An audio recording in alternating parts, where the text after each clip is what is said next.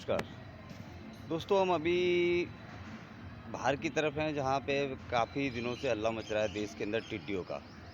दोस्तों टिड्डियों का तो ये हाल है कि टिड्डियाँ जो थी आज से नहीं, 1812 में पहली बार देश में टिड्डियों का चलन आता जा रहा है।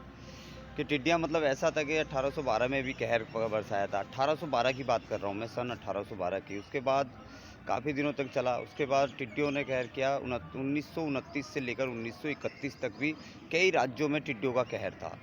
5 साल तक चला था उन दिनों दोस्तों।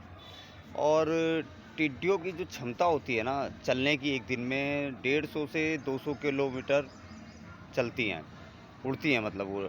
और जो टिड्डियों का जो झुंड होता है वो दोस्तों कम से कम उसका झुंड जो होता है 150 से 7 से 8 करोड़ का झुंड होता है टिड्डियों का, जो चलती हैं।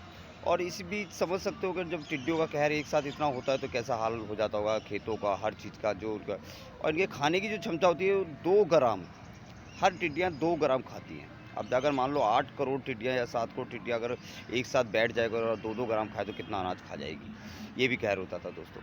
ये टिड्डियों का कहर 1812 से चलता आ रहा है, फिर उसमें से 1926 से लेकर 1931 तक ये रहा। दोस्तों इसी बीच टिड्डियों का एक चीज़ और बताऊँ, 1993 में, सन 1993 में भारत में 6 राज्यों के अंदर टिड्डियों ने इसका प्रकोप आया था। दोस्तों ये समझ सकते हो कि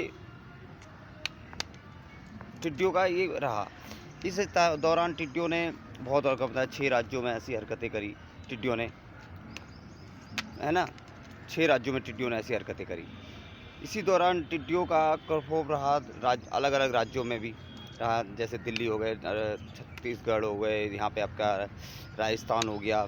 ये पाकिस्तान से सटे बॉर्डर के पास जितने भी होते हैं, मध्य प्रदेश के, सॉरी राजस्थान, गुजरात, तो इन जगहों पर हुआ था। इसके कारण फिर उसके बाद उस टाइम पे भी हमले हुए थे। और ये झुंड बना के आते हैं टिड्डियाँ। और इस टाइम दिल्ली में भी एनसीआर, गुड़गांव वगैरह में आ चुका है, जो कि इनके ढोल ताशे बजाकर, बम पटाखे फोड़कर इनको भगाया जाता है।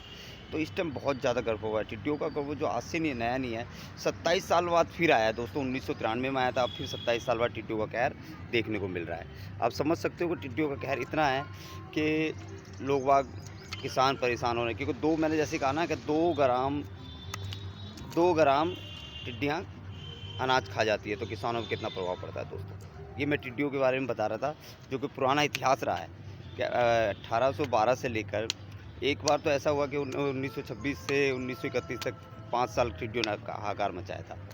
बस दोस्तों ये जानकारी देनी थी आपको। नमस्कार। और सर